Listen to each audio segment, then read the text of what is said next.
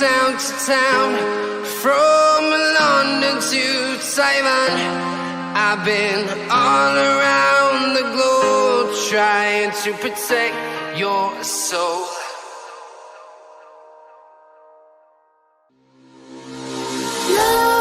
Nightmares creep while you and me repeat. This bittersweet heat is suffocating. I'm waiting and always hesitating.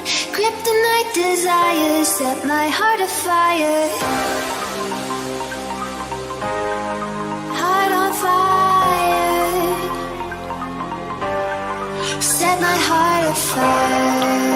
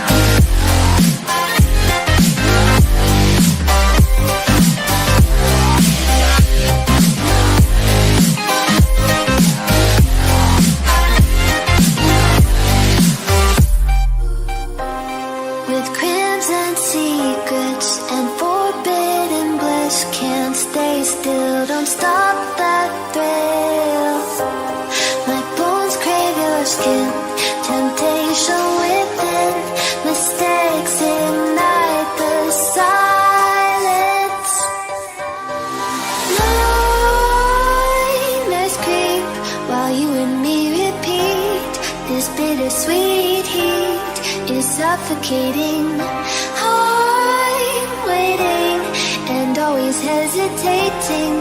Kryptonite desires set my heart afire. Heart on fire. Set my heart afire.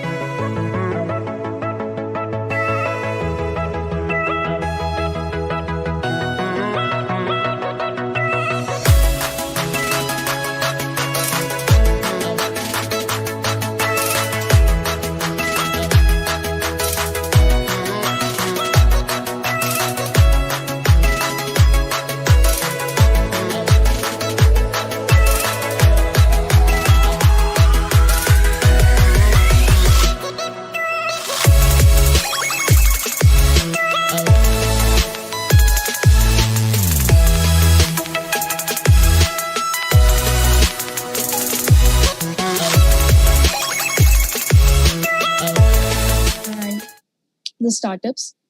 Our today's topic is innovation models, how SMEs can innovate. A session on a similar topic was conducted last week, last time as well, and that was delivered by Mr. Srirang Tambe. We are moving forward from that topic to something deeper into it, and this one will be delivered by Dr. Kaustubh Dhargalkar. So, a brief introduction of his.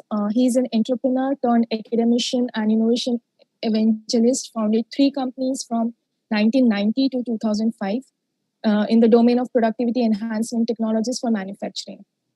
He exited all his companies in 2005 and took a year off to learn the science of yoga. He holds a PhD in corporate innovation and design thinking. Currently, he consults large corporates on how to enhance their innovation quotient. He trains executives in design thinking and breakthrough concept creation. His views on innovation and strategy are sought by the publications such as Knowledge at Wharton, Springer, ENT Europe, etc. He has also been recognized as the top 7 global innovators at the Smart City Congress in Barcelona 2015 for his paper titled A Collaborative Business Model for Reducing the Real Carbon Footprint for Electric Vehicles. He has been a runner-up at the Wharton School's prestigious Global Innovation Tournament in 2010. He has trained more than 5,000 individuals over 50,000 plus hours of training in the space of design thinking, creative problem solving, and breakthrough ideation. He is a visiting faculty at IIT in Bombay, IIT Siramur, ICT Mumbai, NMIMS, V School, etc. He is also a mentor at various startup incubators. It's enough. Let's start. Okay. So I hand over the session to you, sir, for the next 1.5 to 2 hours. All right. Thank you very much. And welcome to this late evening or early night session, whatever you call it. I will be able to share my screen, right? Yes, sir. Just give me a moment. Yeah.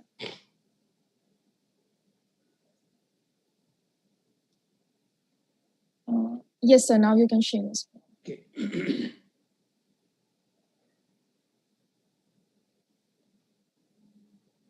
Thank you. Is my screen visible to everybody? And am I audible and visible to all of you?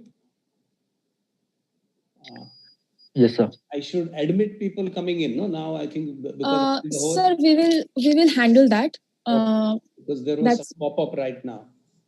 So we will handle that. Okay. The incoming so yeah, audience. I mean, Faizab, thank you for the very kind and generous introduction. So I'm not going to talk about it. Let's straight away jump into the session. Are you open to these rules of engagement here for the next 1.5 hours? Let us have a conversation rather than a one-way monologue. Is that okay? Yes, sir. Yes, sir. So 5-6 rules that I have. Open? Accepted? Completely. Yes. Okay. Point number 2 and 3, important. Point number 4, most important. Behave like a child. So ask as many questions as you want, and let us not kind of wait for the question answer session at the end. But if you have any questions as we speak, you can interject me and ask questions. All right. So let us carry on a dialogue rather than a monologue. So having said all this, I have one question to you all. When you think about something innovative, suppose I tell you to close your eyes right now and ask you to think about something that is innovative, kuch hatke hai. What comes in front of your eyes? Can you write down in the chat window? Can you type it out in the chat window, and so that I get to know what comes to your mind? Close your eyes for a minute, and I'm telling you to think of some innovative things. What comes to your mind?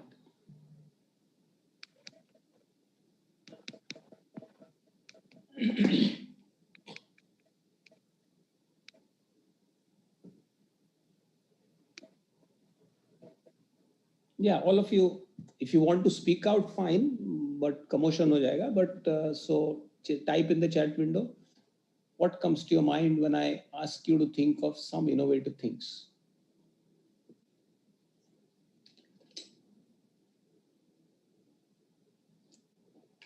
Manali says seat belt. Okay, great.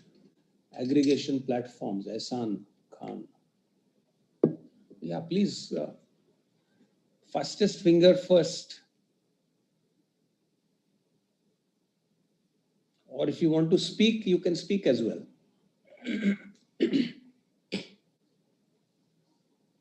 Electric vehicle, Deep Patel. Platform we are working on right now, Anay. Interesting. Sugar-free food. Anything which is not regularly in use or is unknown. So can you कुछ specific बोल सकते हो, Sudhir ji?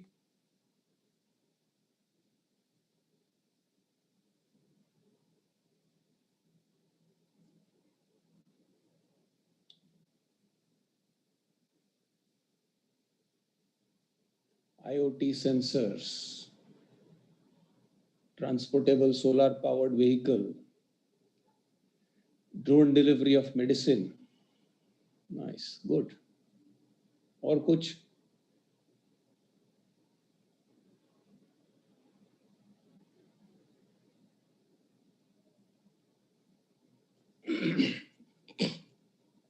All right. हो गया? Nobody else wants to say anything? Okay. Now all cheap space travel. Okay, space travel. All right. So now it is all in front of you what has come out. Sugar-free food, electric vehicles, seat belt, aggregation platforms, transportable solar-powered vehicle device for solar vaccine delivery, IoT sensors using very low power, drone delivery of vehicles, air travel, cheap space travel. Maybe somebody might say artificial, AI, ML, or AR, VR, augmented reality, virtual reality, whatever. So from the responses that have come out, do you think there is a general tendency of us to think when one thinks of innovation, one thinks of generally, majoritarily thinks of physical products or something to do with high technology? Would you agree with this? When we think of innovation, we associate innovation with some physical product like electric drone delivery or something high-tech, space travel, artificial reality, virtual reality, artificial intelligence, etc., etc., etc. Would you agree with this? 90% of the time. Do you think yes or no? Hello? Yes, Right, sir. let's have a conversation. Yeah, let's have a conversation. So now, 90% of the time, yehi response aisa aega.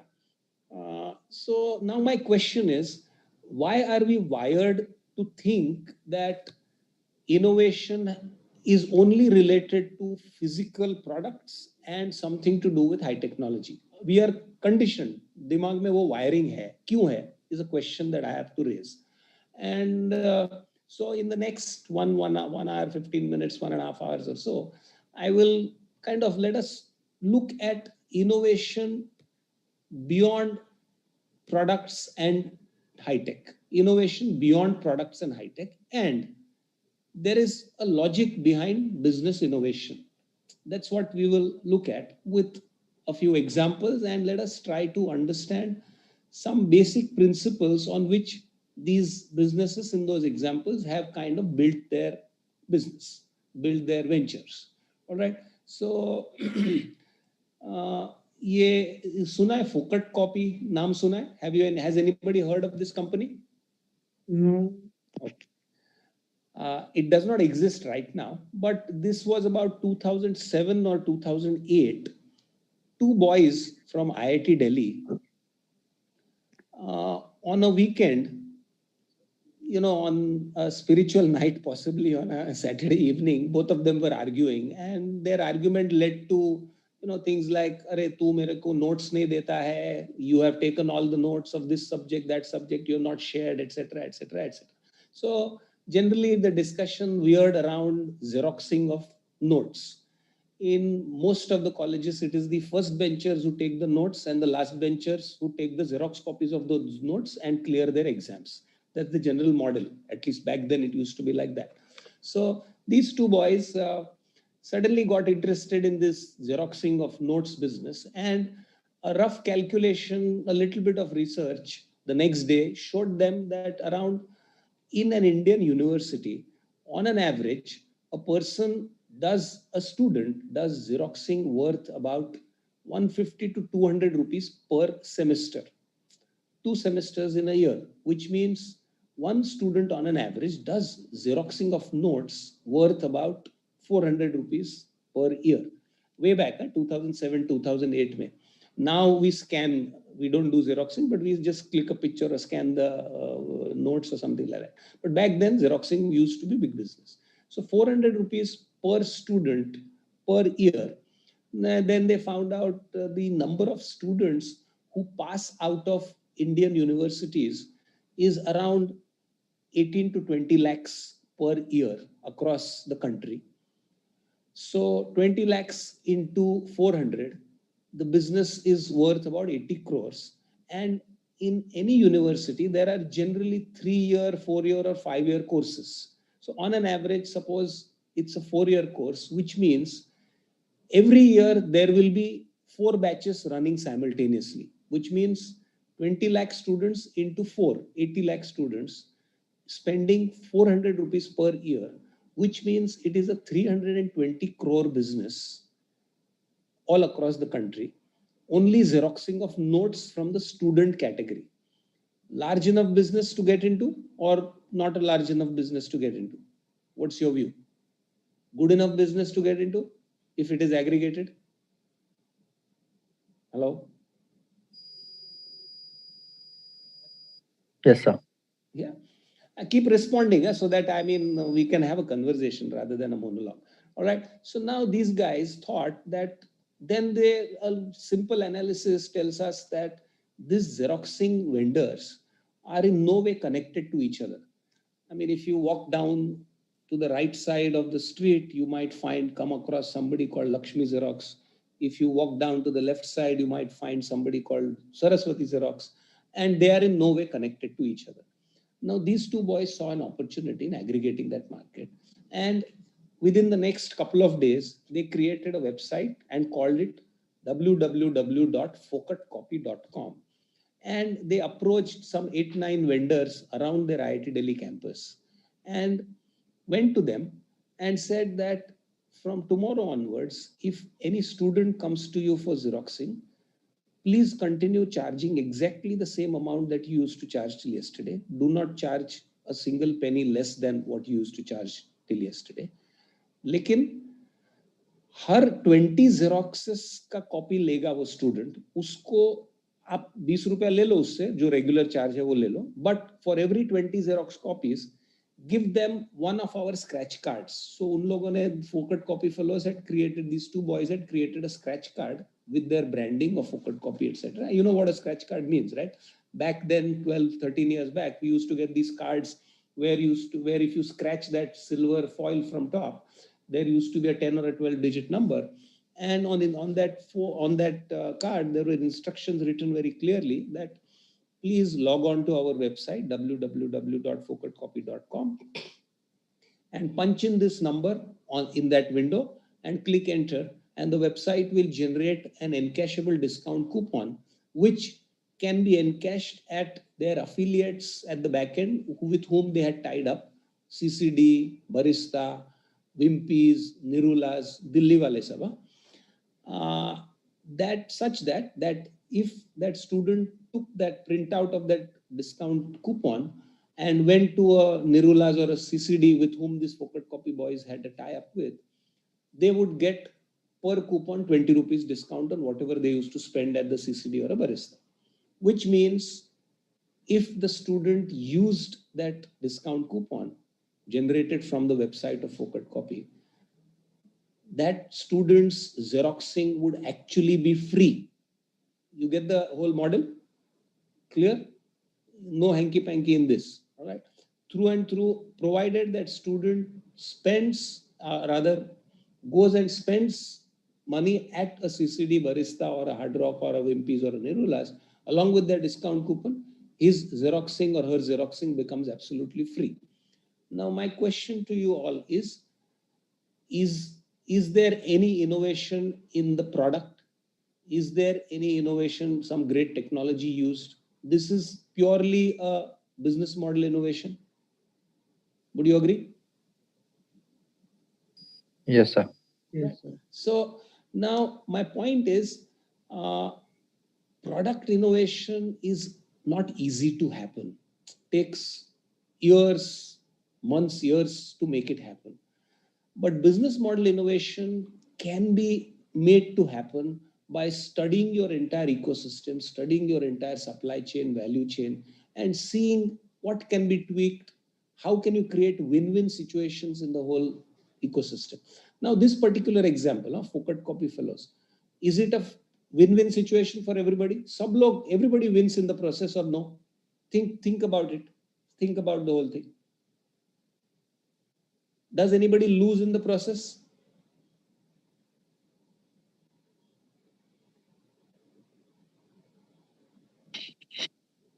Socho, who are the players involved?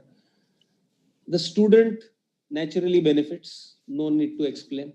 The backend tie-up, the affiliates, that is the Wimpy's, Nirula, CCD, Barista, etc., their customer acquisition cost goes down.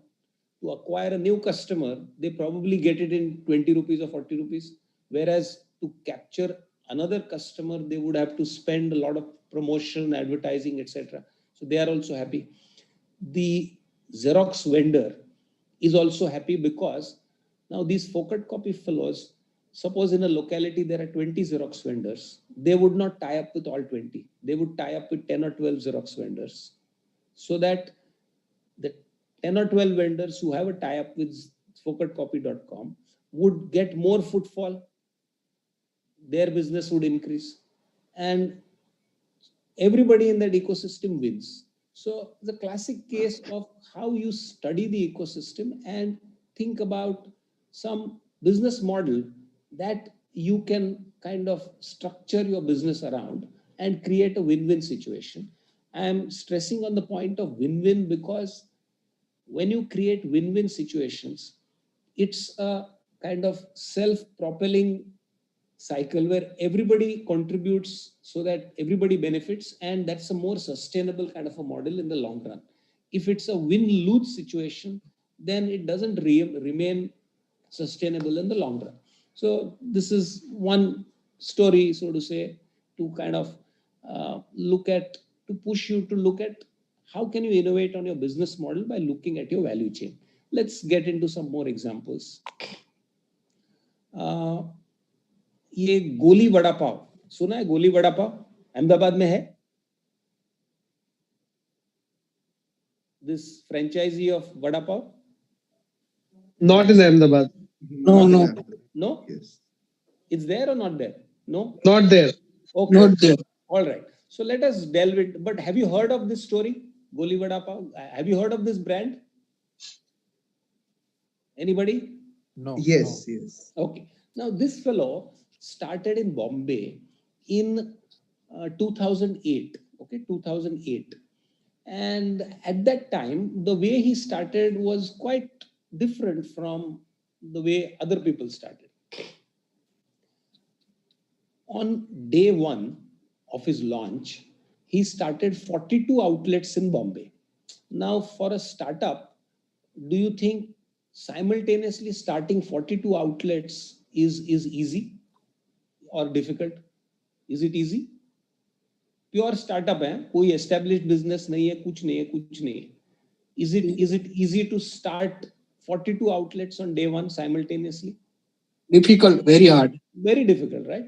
Now, let us look at how he made it happen. First, he tied up with, in Bombay, there is this Maharashtra government ka RA Milk Cooperative hai, RA Milk Colony. You must have heard about this. You know, there is like chota version of Amul. Now, these fellows have milk distribution booths at street corners all around the city. majority business in the milk booth distribution centers happens early in the morning from 4:30 to maybe 8:30 in the morning. And after that, from 9 o'clock or so, most of these booths are empty, or in some booths, these RML colony fellows sell their other products like cheese and some energy drink and things like that, which hardly anybody goes to buy.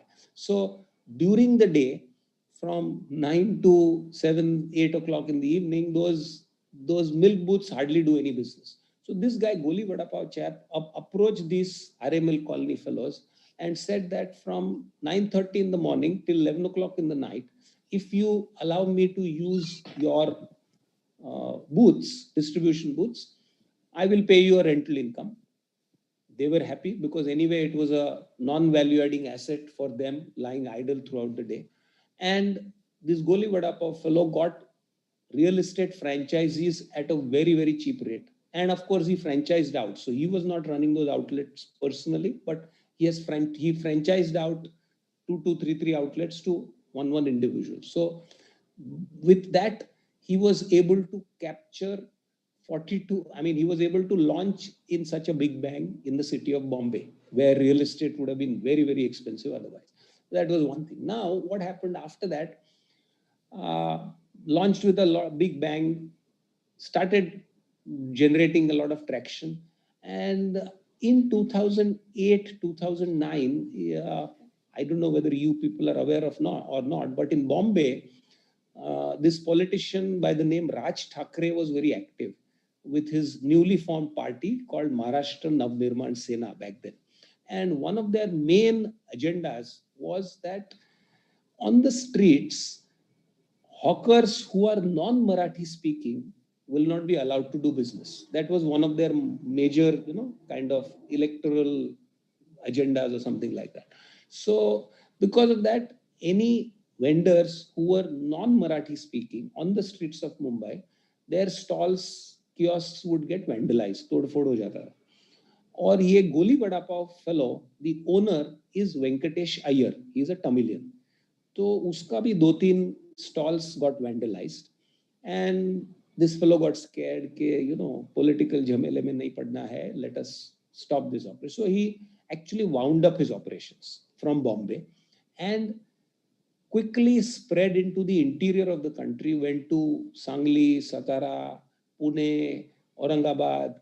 Then up country also he went to Noida, Lucknow, Jaipur. In down south he went to Bangalore also. Now he was able to switch this, that is withdraw from Bombay, and within a couple of months he was able to spread across the country. Is it easy for a startup to be able to switch operations like that? Once again, one question to you all. Is it easy? Big bang operations in Bombay suddenly come to a halt, but this guy still is able to stand up within 2 months. Easy or difficult? Difficult. Really tough, right? पूरा set operation suddenly बंद होता है, and then I have to change and supply chain set up करो, ये करो, वो करो, very difficult. Now, how was he able to manage it? Right from the beginning, when he was planning from probably 2005 or 2006, must have planned for 2 years before he launched, he planned it very scientifically. He cracked a deal with McDonald's to allow them to use their automated kitchen. McDonald's has an automated kitchen somewhere about 40-50 kilometers outside Bombay outskirts in a place called Kalyan Badlapur, somewhere there. And, McDonald's का जो burger का patty होता है, that comes out of an assembly line. It comes out of molds. That's why it is uniform. Now, he cracked a deal with McDonald's through a lot of trying. I think it took 17 months to crack that deal with McDonald's through contacts XYZ to allow him to use their automated kitchen in their idle time. If you happen to go to a Goli Vada Pav stall anywhere other than Ahmedabad, you will notice that this fellow's vada is perfectly round and slightly flat. Why is it like that? Because it comes out of an assembly line. Now, plus McDonald's का supply chain is that, centralized manufacturing उधर होता है at that place, and then it is the pre-fried burgers, patties, etc. are transported through to various franchisees across the country in a minus 32 degrees maintained cold chain managed by Blue Star, I think. So Goli Vada Pav also cracked a deal with this cold chain guys to allow him to use that cold chain. And because of this scientific approach to this whole ordinary product of Vada Pav, getting it out of molds and also tying up, piggybacking with the cold chain of McDonald's, this fellow was able to spread his tentacles quickly across the country after having withdrawn from Bombay. So fundamentally, what did he do? He identified somebody else's NVA, that is non-value adding asset, helped them also monetize it, and in the process optimized his operations. Agreed? So this fellow's business is actually based on identifying somebody else's non-value adding asset, helping them monetize it, and in the process make money for yourself also, optimize your operations as well. Now, this doesn't happen overnight. This fellow he struggled for 17 months to get that deal with McDonald's, but that thought itself is original, right? So I will take a pause for a bit here, and you can ask questions or you can pass your comments or whatever about this particular thing that I talked about. Anybody has anything to say on this? I have a question. Myself Ehsan Khan. First of all, अभी दो ही slides हुई है, but बहुत session interesting लग रहा है. So I am having high hopes. Okay. I hope I live up to it. Yes. Second thing, ये जो non value added assets हैं, ये present हर जगह है. ये हर जगह है, मतलब just सिर्फ businesses में नहीं, non profits के उनके जो goals होते हैं वहाँ पे भी है. घरों के अंदर लोगों के NVAs हैं, काफी चीजें हैं.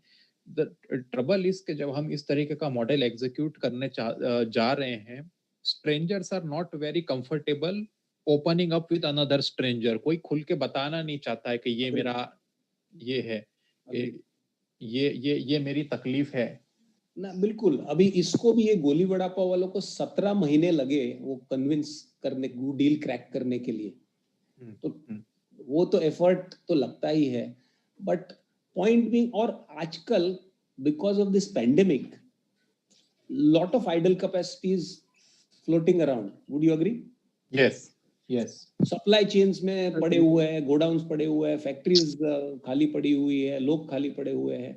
So there are a lot of NVAs lying around. If we look through the value chain very, very deeply, meticulously, a lot of win-win situations can be created, I feel. Would you agree? Yes. Yeah. So start looking around in that way. So this is my point number one, trait number one of business models. Now, Uber ने भी तो यही किया. What did Uber do? How did Uber start? Uber started by, the simple observation that these guys are from, the origin is in San Francisco, right? So the origin was that the founder observed one very simple thing, that outside these star hotels, there are these big cars with a T symbol, the taxis. And these are big limousines, Mercedes S-Class and BMW 7 Series, etc., with a T symbol. And on a little closer examination, a little research, these fellows figured out that 90 to 95% of these cars are not owned by the hotel properties. They are leased out from these fleet rental companies like Budget, Avis, etc., etc., etc. And little more research, talking with these drivers, idle drivers standing there, they figured out that 40 to 45% of the time, they do not have business. That means they are standing idle over there. The agreement between the fleet rental companies and the hotel owners is some fixed amount and then per ride, whatever the revenue share. If 40 to 45% of the time, your expensive asset is going to lie idle, Would any owner be happy with this? Now, with this opportunity, they actually created that geolocation app and then went to the fleet rental companies and said, if in your idle time, if we give you passengers, would you be ready to take that business? Who in their sensible state of mind would refuse such an offer? So basically, Uber ka business also is about identifying somebody else's non-value adding asset, helping them monetize it, and in the process making money. Agreed? So look around, you will be able to find a lot of NVAs, and उधर creativity लगाना चाहिए कि how do you create win-win situations for all the players involved and create a business model. Once again, I'm saying this is not about product innovation at all. This is just about restructuring your value chain or identifying some weaknesses or some win-win situations in the value chain. Airbnb also does the same thing, as Mr. Ehsan mentioned, कि घर में भी कमरा पड़ा है खाली. Now, दूसरा है Green Dust. Have you heard of this company called Green Dust? No. Anybody? No. All right. No. Simple model, huh? Kuch nahi. They're doing quite well. When we go to these electronic stores like Chroma or Vijay Sales or eZone, etc., a lot of these items are on display. Correct, ये television चलता रहता है, 50 television चालू रहता है, 2-4 microwaves का demonstration चालू रहता है, 1-2 वॉशिंग मशीन का डेमो चालू रहता है. All that is happening, right?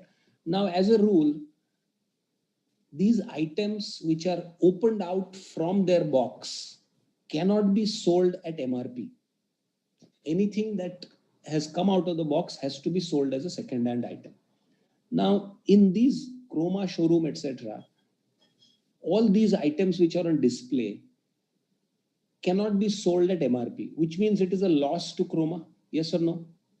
Right? And from the same outlet, they will not sell second-hand goods because unka brand equity gets diluted. So these Green Dust fellows pick up all these items which have been used for display purpose and sell it at about 35 to 40% discount. The only problem with these, it's not a problem with the items. The problems are the item has been opened and displayed, used for display purpose. So Chroma के लिए वो NVA हो गया, non value adding asset हो गया. eZone के लिए non value adding asset हो गया. So these guys pick up these items, and that's a good flourishing business that they do, selling display items from showrooms. Once again, picking up NVAs from around and helping Chroma and eZone also liquidate their NVA and make money themselves, right? All right. Shall we go to the next point? Okay. Now, exploring and restructuring your supply chain. This is a acquaintance of mine, 15-year-old story, somewhere 2006, 2008 की बात है. This fellow was based out of Vijayawada, Andhra Pradesh. And he was in the business of shrimp farming. Prawns होता है ना, prawns farming. Okay, that means उसके पास एक 12-15 acre जगह थी, about 1.5 to 2 kilometers inside from the sea level, from the beach, which means the soil is not fertile because of salty saline soil. Crops तो grow नहीं होता है. So he set up prawn farming facility there, about 12 or 15 acres he had. Doing well, started that business, and in 2 years he changed that business. How he changed is an interesting story. Uska normal cycle was, say on day 1, he puts the eggs, prawns ka eggs. It takes about 21 days for the prawn to become big. Then it is harvested. Over the next 4 or 5 days, it is cleaned, deshelled, cleaned, and put in airtight cans. So say on day 26, day 27, the cans are ready. So he had 2 canning factories to do all that at site. On day 27, day 28, the cans are loaded on a shipping container for exports to Western Europe and USA. So on say day 28 or day 29, the shipping container leaves Vijayawada port, goes around Kanyakumari, etc., Indian Ocean, goes around South Africa, reaches Western Europe, maybe around day 40, day 37, day 40 or so. Sorry, after 29, day 29, another 35 to 40 days for ship going there, unloads at some Western European port, and then again another 8 to 10 days across the Atlantic to the US. So his entire business cycle is around how many days? 29 plus about 50, so about 79 to 85 days. All right. Now, after doing this for about a year and a half or so, this guy sold off his 10, 12, 15 acres of land, jo bhi tha, and bought two ships, two shipping containers, and on the upper deck, he converted it into saline water trays, and the canning factories he put onto one ship and the other canning factory onto the other ship. And on day one, when the ship moves out of Vijayawada port, plants the eggs, the ship is going. After 21 days, it grows, it is harvested. While in transit, canning factory is not heavy. It is easily mountable on a shipping deck. Canning hota hai. Day 45, day 40, day 45, he reaches some Western European port. Another 10 days. So his business cycle gets reduced from those 80, 85 days to about 45 to 50 days, which is completely within that shipping time. Is able to increase the turnover about 2.5 times than normal. Later on, while coming back, the ships used to come empty. So he started an import business also of shipping containers. Now he runs the shrimp farming business, but it is a much smaller business than his shipping container business. So fundamentally, क्या किया उसने? Explored and restructured his own supply chain. The shipping company, the shipping partner, was in the front-end distribution channel of his earlier value chain. He actually got that shipping business into his back-end manufacturing also, overlap, and actually created a very optimized model. Yeah, so how can one restructure your existing supply chains? By looking at your entire value chain, back end and front end, see where you can generate synergies, and again create win-win situation. And if you can bring certain part of your back end and front end which is not under your control, can you bring it under control by actually doing this kind of restructuring? Is a question that one can ask yourself. All right. Any comments, questions here?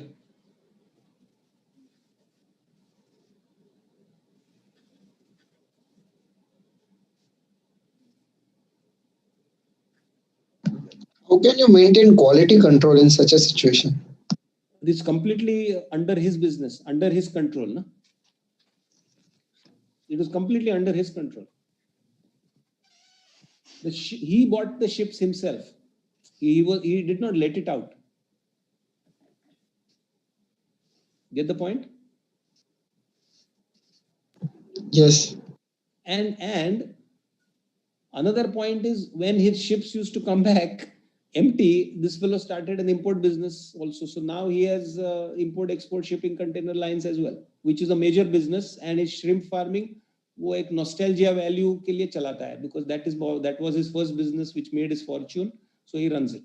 But his main business is these lines now.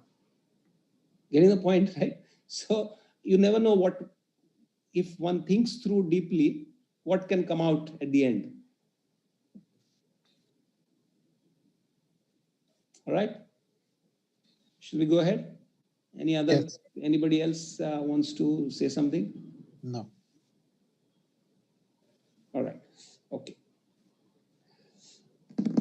Simple question. What else does my existing consumer base need? Bombay में एल्को चाट वाला सुना है? एल्को चाट वाला, Bandra, Bombay. Have you heard of this एल्को चाट वाला? No. All right. 20 year में growth story है.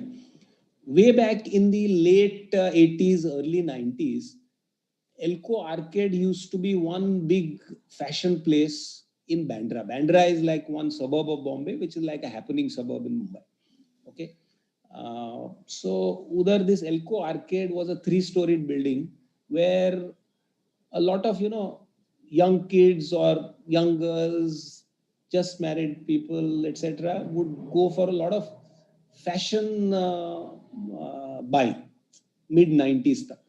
और उसके बाहर, outside that building, there used to be one छोटा सा ठेला who used to sell pani puri and things like that. Now, today, in Elko Arcade, there are hardly any fashion stores left. That whole building belongs to this Elko Chaatwala. He runs that. On the ground floor, it is a takeaway kind of place. On the first floor, it is a sit-down place, and on the second floor, it is a banquet hall. And he does catering and home catering and things like that, not to ordinary people, but people like Sachin Tendulkar and party catering, Shah Rukh Khan and things like that. Hum tum jayenge to khada bhi nahi karta ho. So point being, what question has he been asking to himself? Customers coming to me, what else do they need? What else do they need? What else do they need? In management jargon, it will be called forward integration and backward integration. Wo sab chodo. But simple question that he is asking is, what else does my existing consumer base need? And can I supply it? Can I supply it? Can I supply it? There are 2-3 more stories in that same locality. One is Cheap Jack. Cheap Jack, if on that same road of Hill Road where this Elko Chaatwala is there, if you go about a kilometer ahead, there used to be a small store called Cheap Jack. I've been seeing it from the 90s. I used to live there.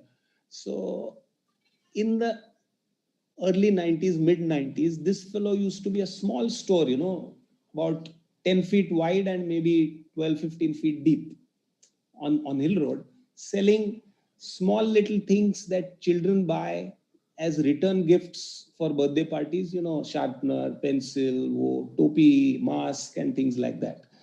I have seen them selling that kind of stuff way back in the 90s. Today, this guy has increased that store to about 2,500 square feet. He has bought adjacent stores there. Is a ground plus one store there in that same location. He has another 2 stores in the city of Bombay, one in South Bombay and one in New Bombay. Now these stores sell everything that a child needs, school-going child needs, right? From school bags, raincoat, chata, way back when DVDs, encyclopedias, etc. were there, pen drives, X, Y, Z. Everything that you name that a school child would need, this guy has it. And one generation growth story. Huh? From that small 10 by 12 square feet store to God knows about probably 15,000 square feet all over Bombay. Just look at the value creation that has happened. Asking the same question, one customer who comes to me, what else does he or she need? Simple question. If we want to look at a bigger success story, let us look at Kishore Biyani. Kishore Biyani, everybody familiar with? Big Bazaar. Comes from not a very rich family, upper middle class family, cloth merchant family, right?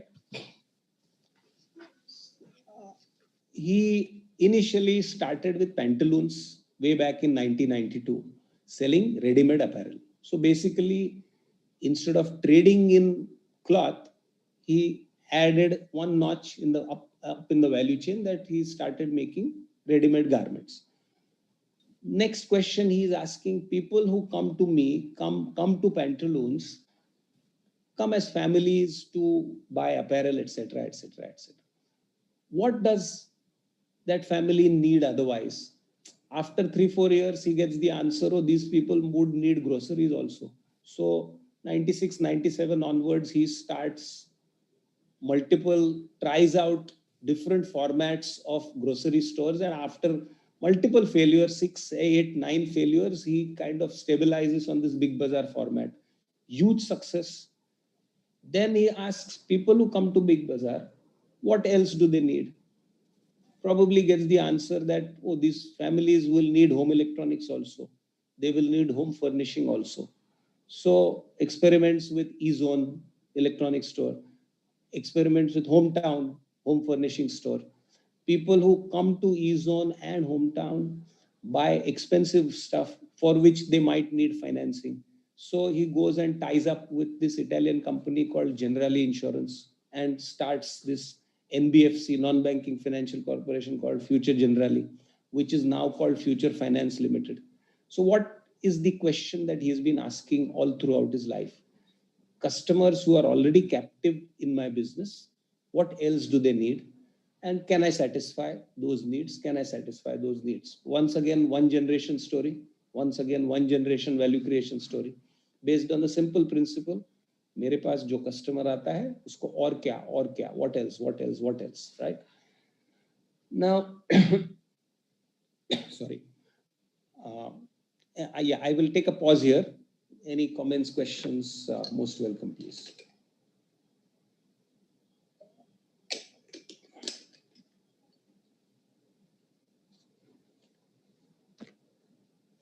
Yeah.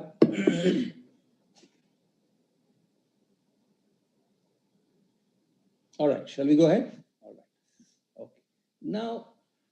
Now, before I come to the fourth trait, let us look at how do you make this possible? What kinds of approaches or what kind of a mindset should we have to make this possible?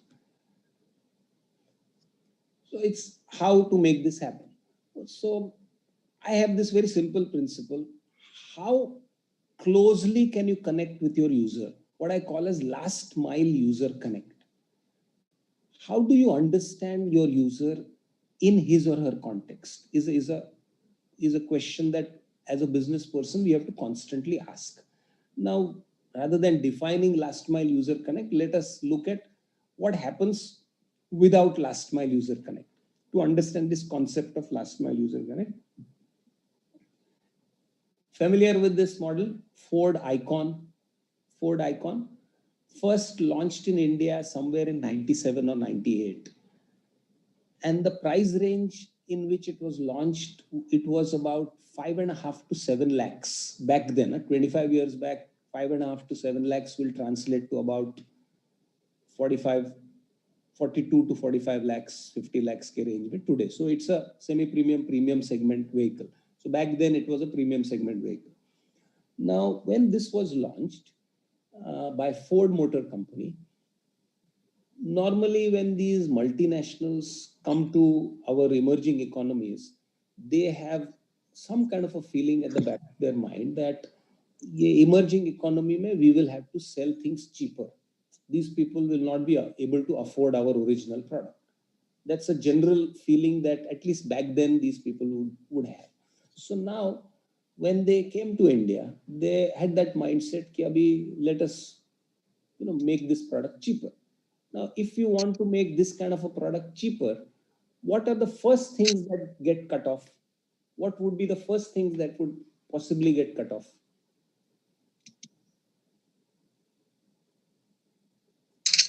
Hello? Look, accessories Accessories like what? like stereo and cooling functions and chrome and all. Basically, what they feel are luxury features. Exactly. Americans will say Indian ko koi zarurat nahi. That's the general mindset. So one of the things that they eliminated was, initially when the car was launched, all 4 doors had power windows, button wala. To cut cost, they eliminated the back 2 door ka power windows, okay, in order to cut costs.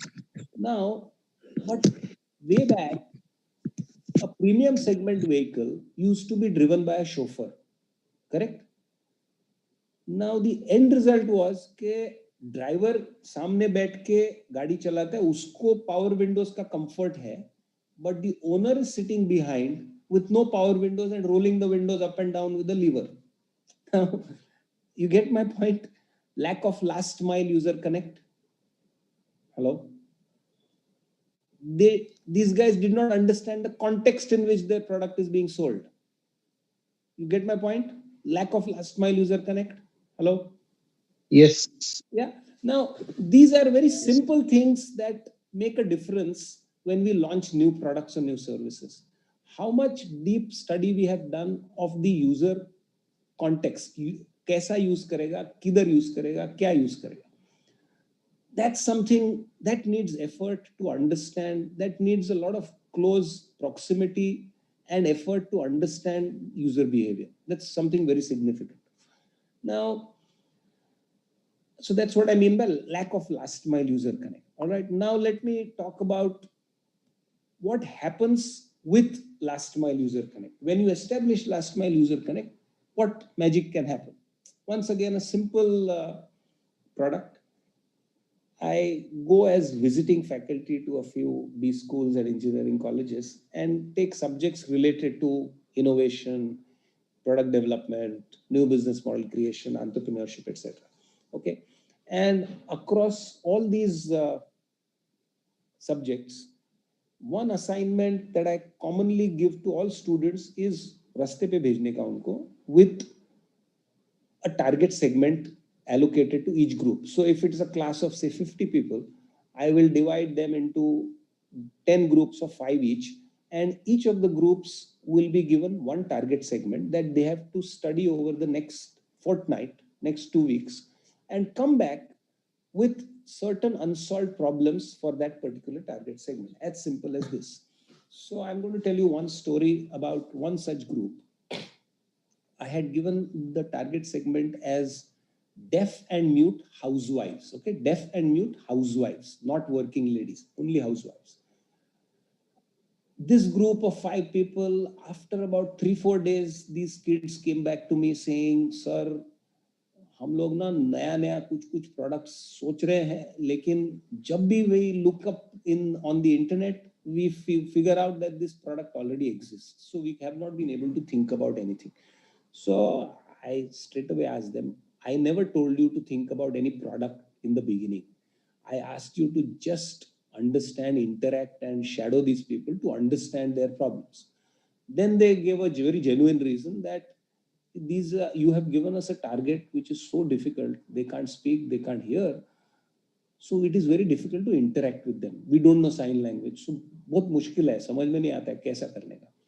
So then we started talking a little bit, and we sat around the table, and I said, in our family circles, let us see if we have some people who are like this, so that access to those households will be easy.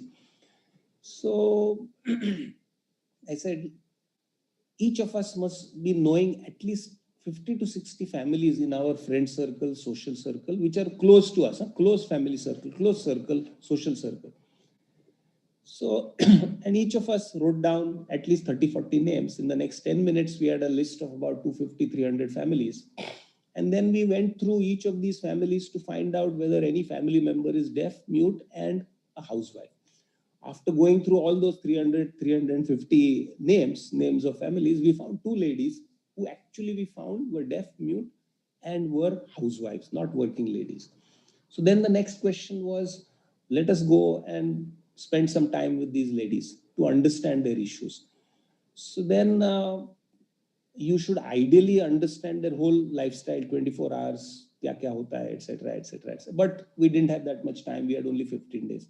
So we decided that we will try to focus on the problems that she faces in the house, only in the house, not otherwise when she's outside the house. So then it was a question of going and spending time in the house to understand her issues. All right. Now, I have a question to you all.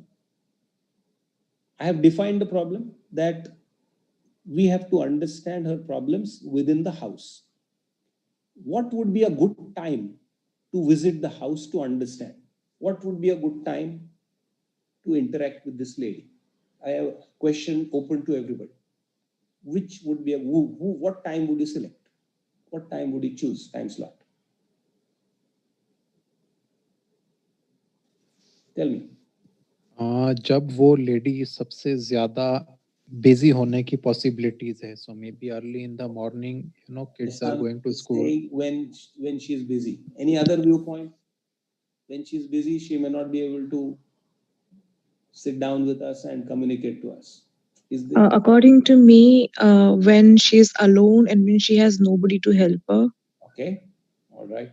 And she's busy. Is there any other viewpoint?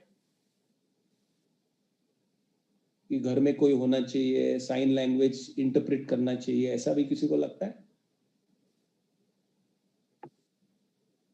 Hello? Or maybe when she is going for buying something in the bazaar or something. That we had decided that we will focus on her problems in the house. Because we didn't have that much time, 15 दिन में ही करना था, and 5 days had gone by.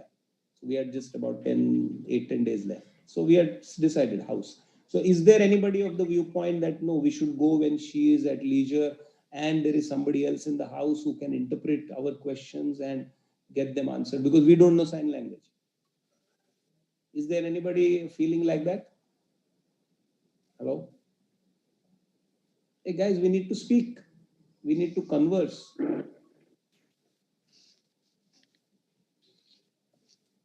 All right. Okay. So, yes, we took the stand of what Ehsan and Manali mentioned.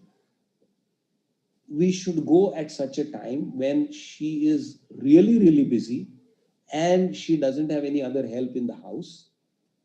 Ideally, we wanted to go early in the morning from 7 to 9 because that is the busiest time.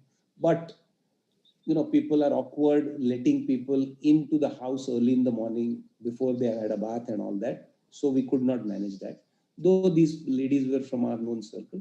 So what is the next best time? Next best time was 9:30 to 11:30, 12 in the morning, because the lady is busy cooking, lady is busy managing the house, husband has gone off to office, children have gone off to school, and she's alone. And we chose days on which her housemaid was also on leave. So घर का सारा काम इसके sir पे पड़ा है. ऐसे दिन हमने choose किए. So we spent about 1.5 hours in one house and 2 hours in the other house. And we identified very, very simple problems. When the doorbell would ring, this lady could not hear, so could not respond. When she would put something in the microwave oven, she would set the time and go to another room to do some other activity. Time out hone ke baad, it used to keep on beeping. This lady could not hear, so that the microwave would keep beeping. She would put something in the pressure cooker, and once things are put in the pressure cooker, she would not go out of the kitchen. She would pace around like a caged tiger or a lion, keep in the kitchen itself, constantly looking at that pressure cooker. Why? Because she was worried that if she went to another room and if whatever the number of whistles, 5 whistles, 3 whistles, uska cooking SOP hai, उसको सुनाई नहीं देगा, तो वो gas आके बंद नहीं कर पाएगी. So food will get overcooked. So that was her worry. Now, and some other things also we figured out in this fashion. And on the basis of this, these kids in the next 8 or 10 days created this wristband kind of a thing. Now, don't look at the aesthetics of this wristband. This is the picture of the first prototype that was created in my 3D printing lab way back in 2013.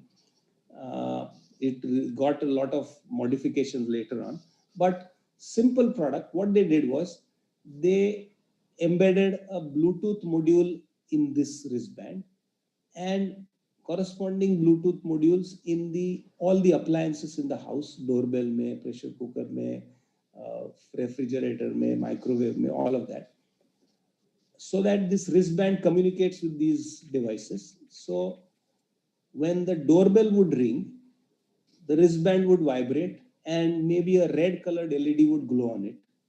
If the microwave timer timed out, the wristband would vibrate and a light blue colored LED would glow on it. if the pressure cooker third whistle went off, the wristband would vibrate and a dark blue colored LED would glow on it. You can see 3, 4, 5 different LEDs on top of that wristband, right? Crude product. Way back in 2013, these wearable devices were not so much in vogue, not in the market. Is this a useful product for this kind of a person? Is it a useful product or not a useful product? Hello? Yes, it is. For a lady with this problem, very useful, right? Yes. Now, ये idea किधर आया? कहाँ से आया idea? Where did they get this idea from? Sir, by understanding the problems of a woman. Last mile user connect. When they spend time in the right context at the right time with the user. That's what I mean by last mile user connect. How much of effort are we doing in our businesses to establish this last mile user connect is a question I would like you to ask yourselves. Getting the point? Last mile user connect, simple thing. Now let us go a little further. The 5 students who were working on this particular project, 2 of them got very excited when they created this prototype, okay?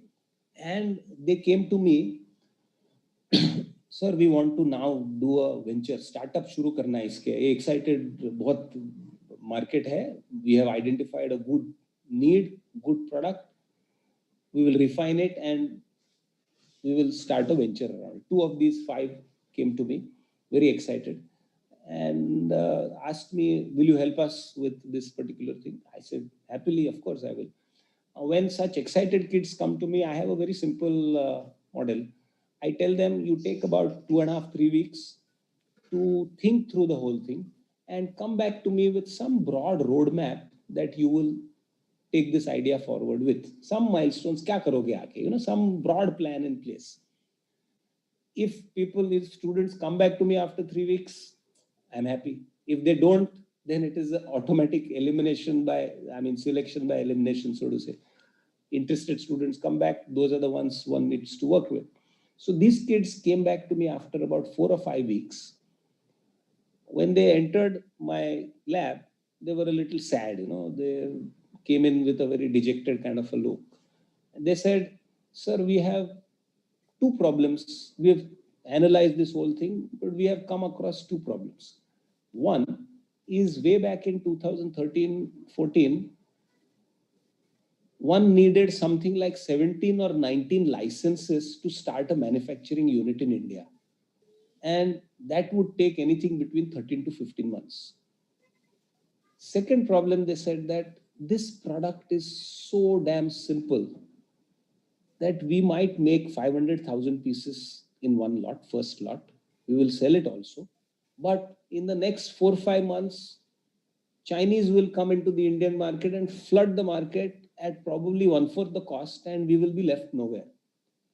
Real problems, both the problems, yes or no? Real issues? Yes. Yeah. Now I have a question to all of you. Should they take this idea forward or not? If yes, how? If no, why? Come on, respond.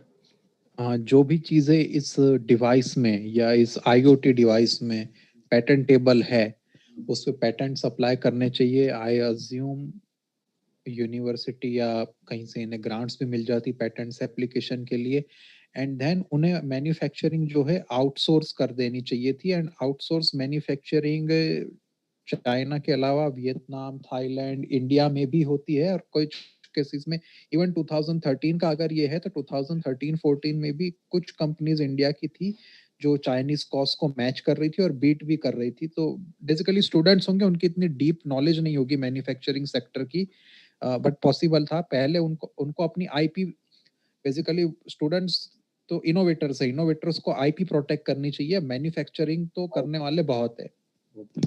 So I will just write down everything that you are saying. Can you see my Word document?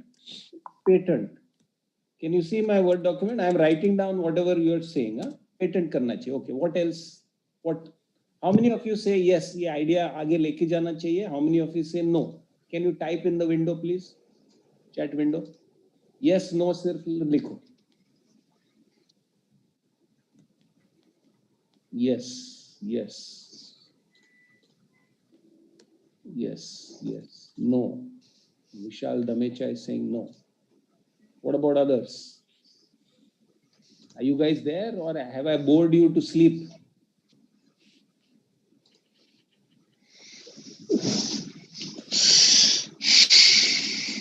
करना चाहिए नहीं करना? There are 2 no's and 5, 6 yeses so far. Another one, 7th yes.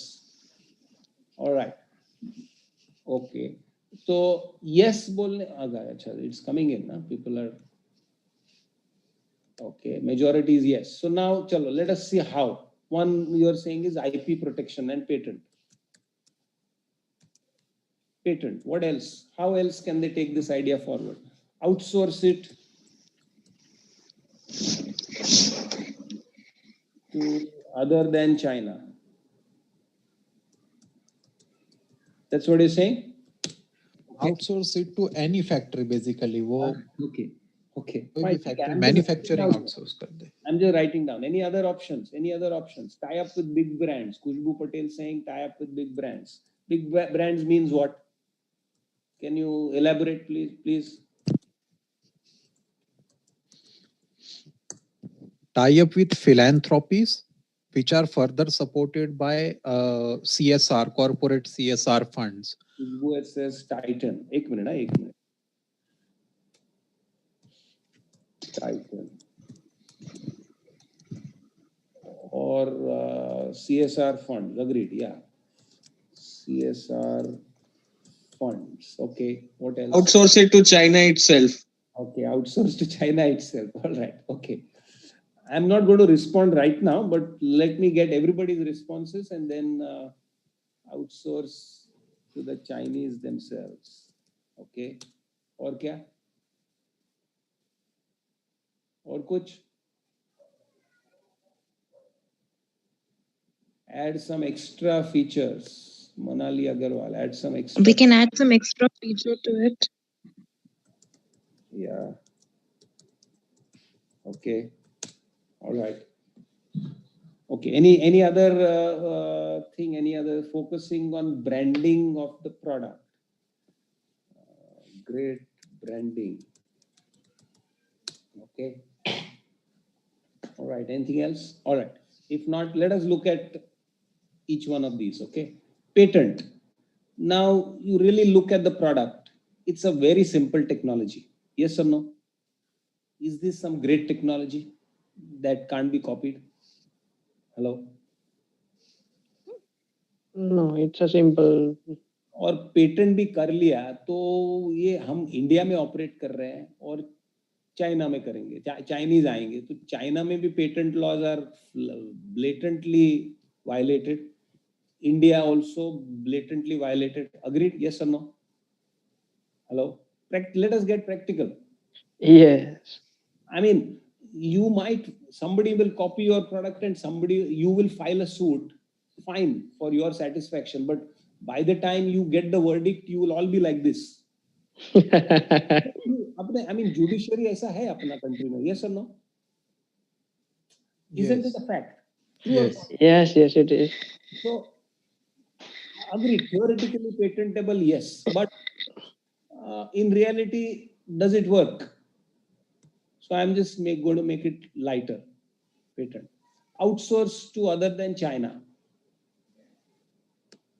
Possibility है, but once again, वो क्यों नहीं copy करेगा जिसको आउटसोर्स करने दे रहे हैं? I mean, is there some great technology involved there? कि ग्रेट टेक्नोलॉजी का सवाल नहीं है. आप अगर पेटेंट करते हैं तो आप यूटिलिटी पेटेंट्स अप्लाई कर सकते हैं. इंडिया की बात नहीं है.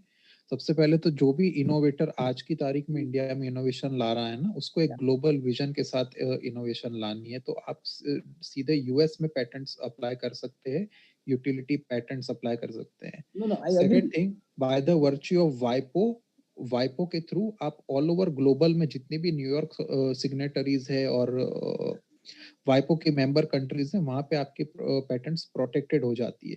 सेकंड चीज मैन्युफैक्चरिंग रहा आउटसोर्सिंग का, तो उसके बहुत सारे ऑप्शंस है और वो उसके लिए कुछ स्पेशलाइज लोग हैं जो हैंडल करते हैं। इनोवेटर खुद बॉदर ना करे, वो फैक्ट्री आइडेंटिफिकेशन और फैक्ट्री सिलेक्शन का भी काम अगर आउटसोर्स कर दे तो वो इनोवेटर के लिए सबसे बेहतर होगा। Absolutely agreed. But looking at the product, this particular product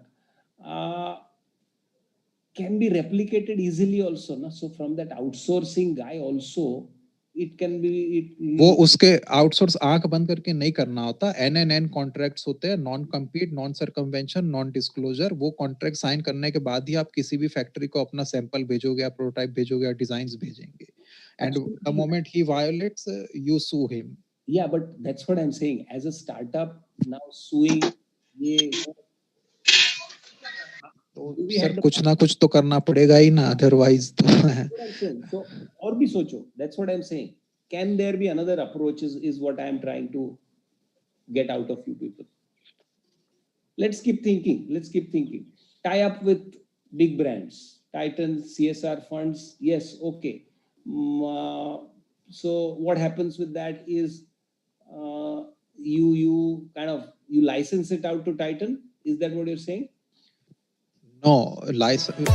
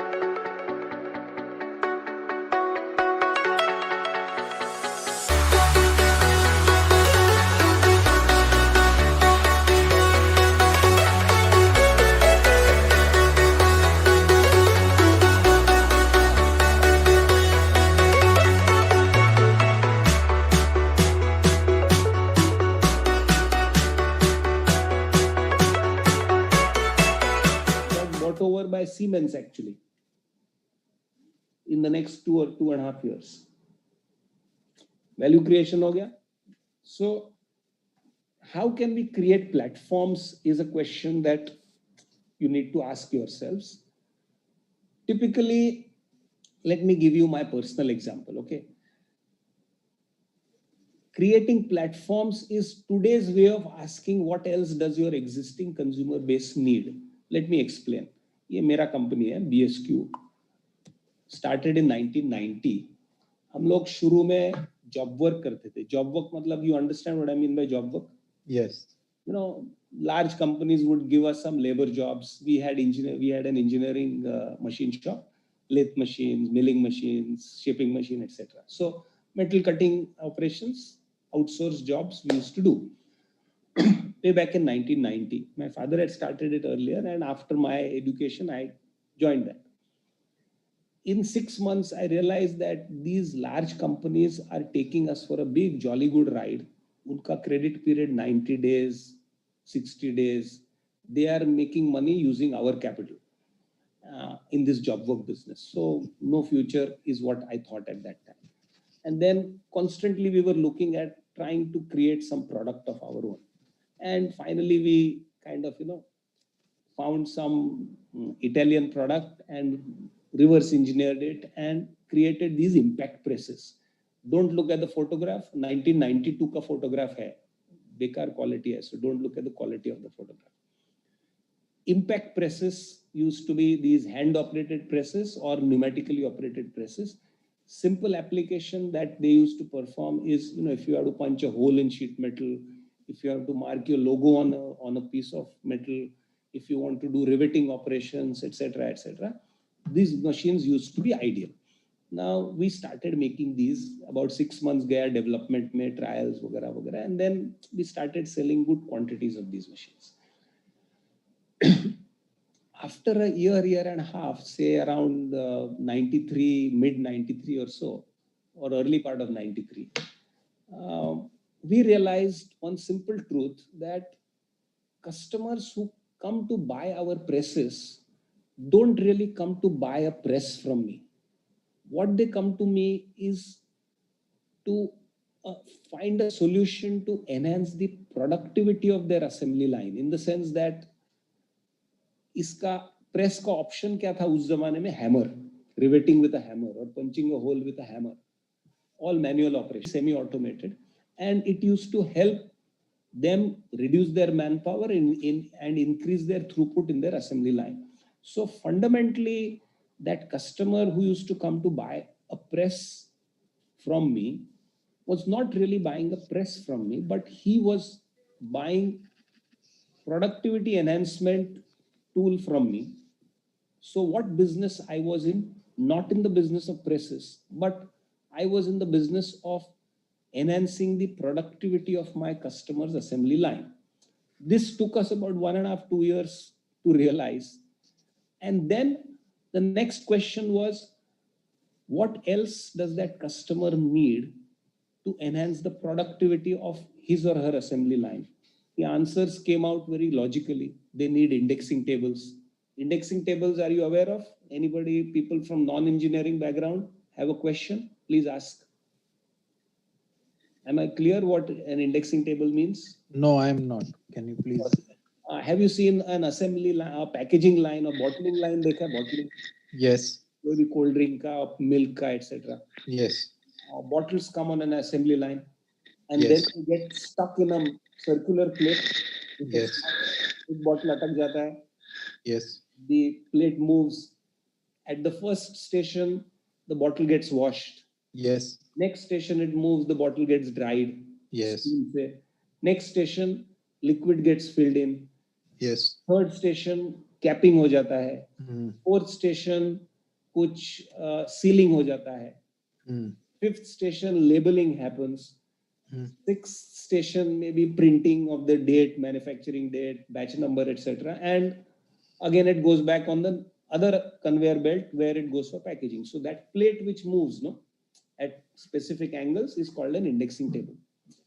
Basically, automation के लिए useful है ना.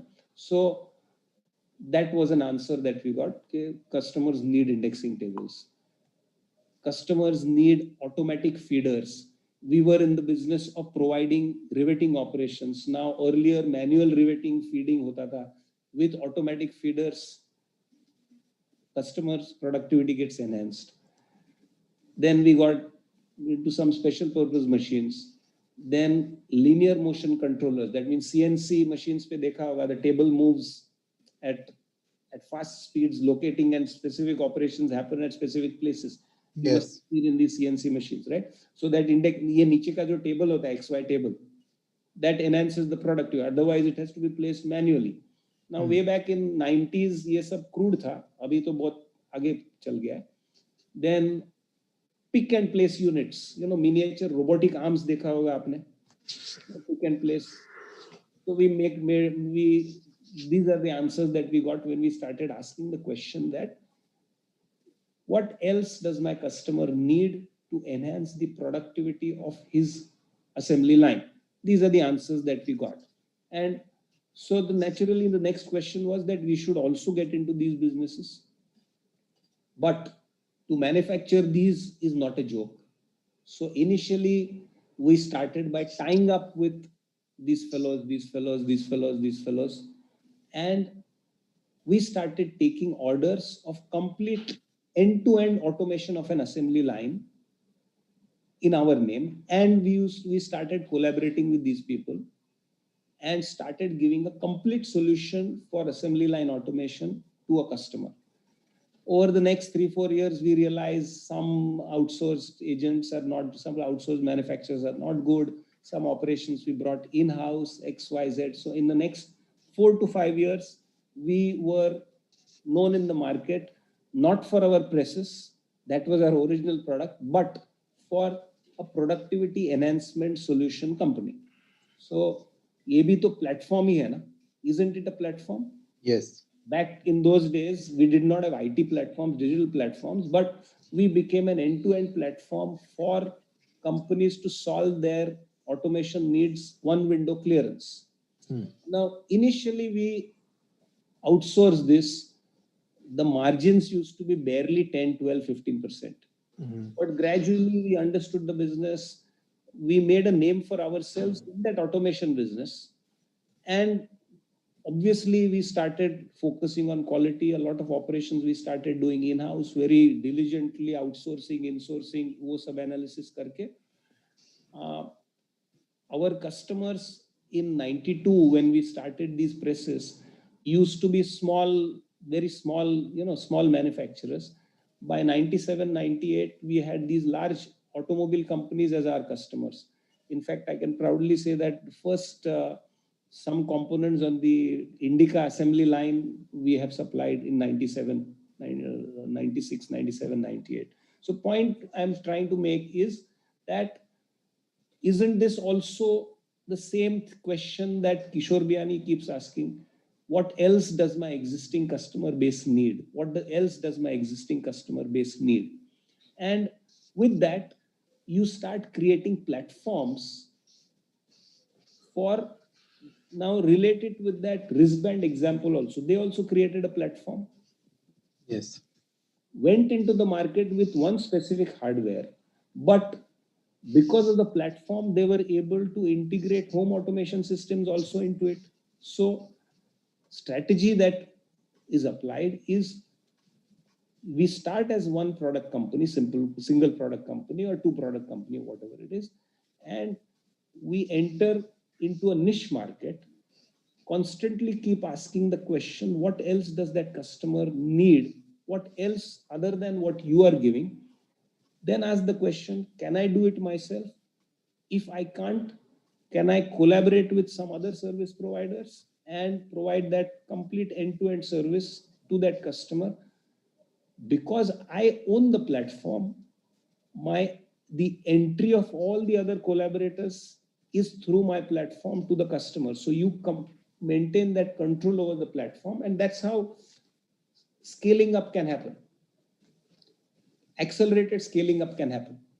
Now imagine if we had kept on focusing on presses only, I think in the next 4 or 5 years, we would have automated the presses, maybe hydraulic presses, mechanical presses, XYZ, but we would have been stuck in that press business itself. But the moment we looked at our business from the perspective of helping our customers enhance the productivity of their assembly lines, the whole perspective to our business changed. And later on, about in 2002, we had a joint venture offer from a German company and an American company. I don't think that would have happened if we had got stuck only in this presses business. So, are you getting the point of what I mean by create platforms? Yes. Yeah, other people also. Are you with me? Yes, sir.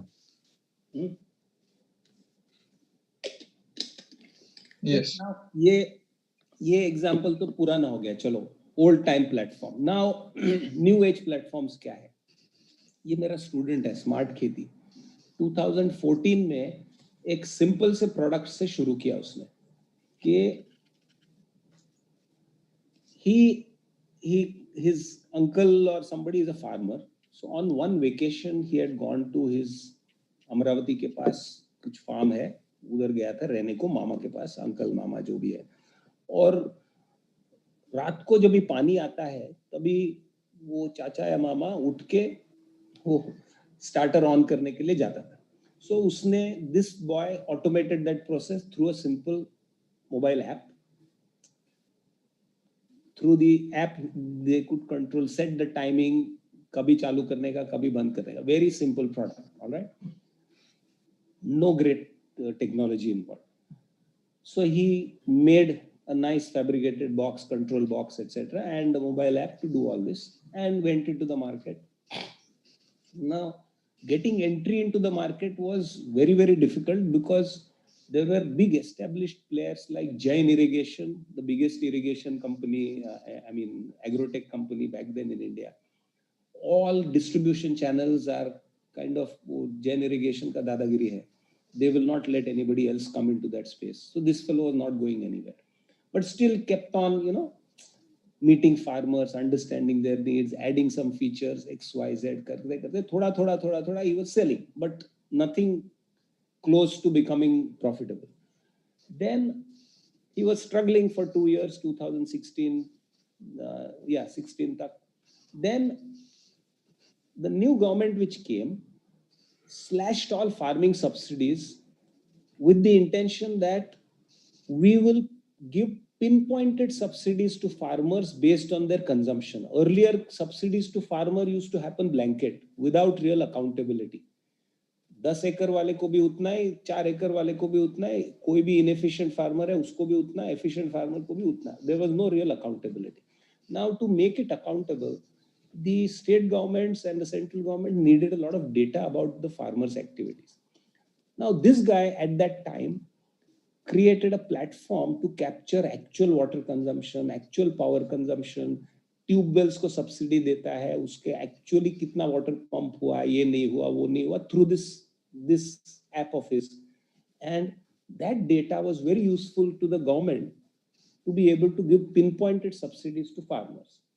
And he created this platform, cloud platform, where this data used to be captured.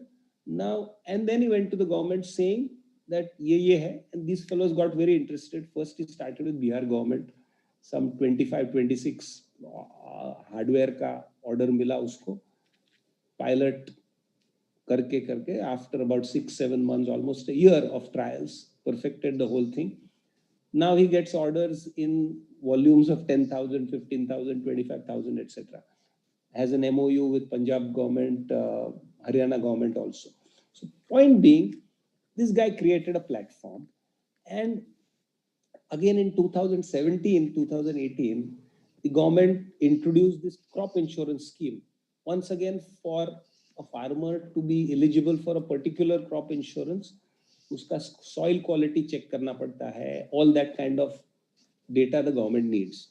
So this guy opened his platform to other hardware fellows who were in the soil sensor space and started capturing that data and providing it to the government.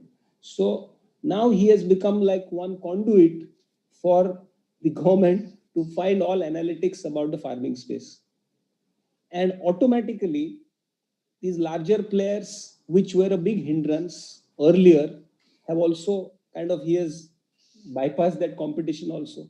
Because when governments give subsidies, it is an unwritten statement to the farmer ki ye hardware le lo, because this is compatible with this platform. You get the point? Creating platforms, how one can, controlling the platform and quick scale up. How can that happen? Are we clear about this? Hello? Yes. Any comments, questions here?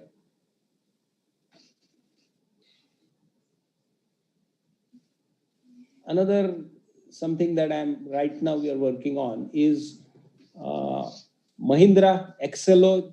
Everybody knows Mahindra का एक Accelo division है जो steel stampings for motors, rotor stator stampings बनाता है. You know stampings? Hello? No. Transformer या motor में वो rotors and all these sheet metal components होता है ना, which are bound together जिसके around winding होता है. Yeah, so those are called stampings, those sheets. All right. Now, this business is very seasonal. Summer months में वो air conditioners ये वो उनके buyers है who make the motors and they buy the stampings from this. So the business is very seasonal and their capacity is not utilized much. So how to now ensure full capacity utilization? We started looking at other motor manufacturers and other appliance manufacturers to buy their stampings. So then we came across this segment of home appliances hota na, jo hand mixer and all that, Black and Decker, Bosch, Bajaj Electricals, Surya Murphy Richards vagara. They also need these motors, and because they need motors, they will need stampings also. So we started talking with them, and while discussing with them, they figured out that all these appliance manufacturers have a big problem of servicing. That is, once the equipment is sold, they keep getting these servicing calls, and very difficult to manage these servicing calls because the servicing business is typically outsourced to these agencies. Most of them are very inefficient. So, but the bad name comes on the brand name, either Black and Decker or Bajaj Electricals or Surya Murphy. Bhai, tumhara service acha nahi hai. So then now these fellows, these stamping fellows, Accelo fellows, are creating a platform, or rather going into a higher level business where they will create an IoT based sensor platform which captures the performance of the motor once it is fitted in the appliance and sold later, and all this data will be captured on their cloud, and predictions can be made that this equipment will get bad at this point, and then service calls are given even before the actual breakdown happens. Now, with this kind of a thing, look at where they started and where they will get into. They started as just, press shop making these stampings, and see where they will probably get into in the next 1 or 2 years. And today they have started with these hand home appliances. The same platform can be leased out to anybody else in the appliance business, in any of the industrial machinery business. So that's the power of platforms that I'm talking about. All right, so I'll pause here. This guy is Smart Kiti, one of my students, this story that I told you. Mahindra Accelo also I talked about. And finally, before we stop, any business should satisfy these three things. User needs, it should figure out the technological possibilities or operational feasibilities of how to satisfy those user needs. And finally, it has to satisfy the business goals, your business goals also. Now let us look at that wristband example. Initially, when they were trying to sell the wristband, manufacture and sell the wristband, they had captured the user needs very well. They had figured out the technological possibilities also very well. But with that model of manufacturing the wristband, their business goals would not have been satisfied. But when they went to the cloud kind of model, their business goals also got satisfied and they came to this point. So this is the sweet spot where all your businesses have to be, where user needs get satisfied, technological possibilities are there, and the business goals also get satisfied. So as long as you are not here at this sweet spot, you will always be in trouble. So figure out ways in which you can come from here to here, here to here, here to here, always taking care of these three things. All right. So just to summarize, we talked about 4 things: identifying somebody else's non-valuating assets, helping them monetize it, exploring and restructuring your own supply chains, value chains. What else does your existing customer base need? And modern day creating platforms, use of simple technology, but basically creating platforms whereby with your product, you are supplying to your niche customer, niche target area. Keep asking the question to that target area: what else do they need? What else do they need? See if you can satisfy those needs. If you can't, collaborate with relevant partners, but control the platform. And that's the way to grow.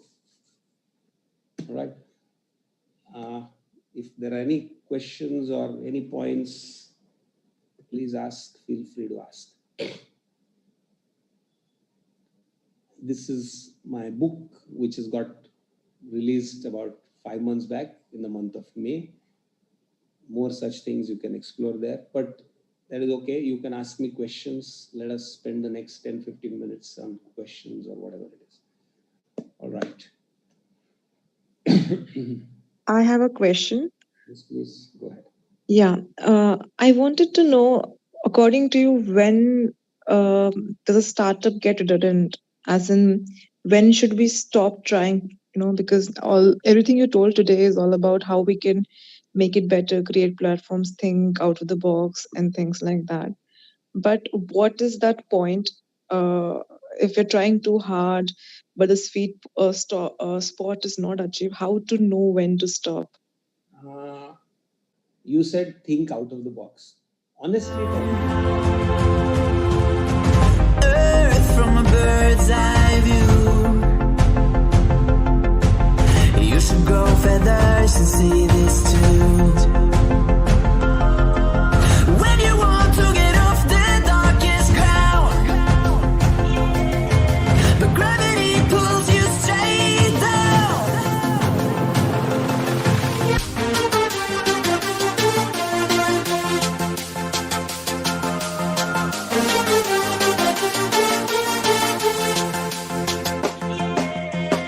When you want to get off the darkest ground, gravity pulls you straight down.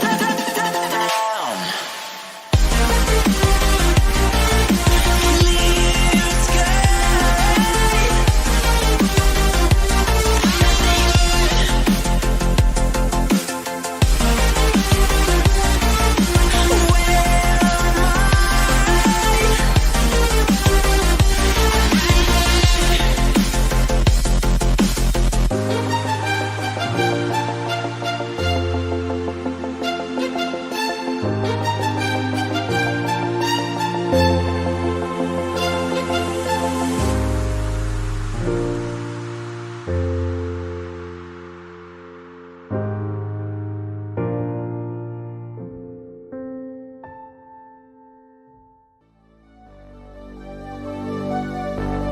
Fill me out with your smile.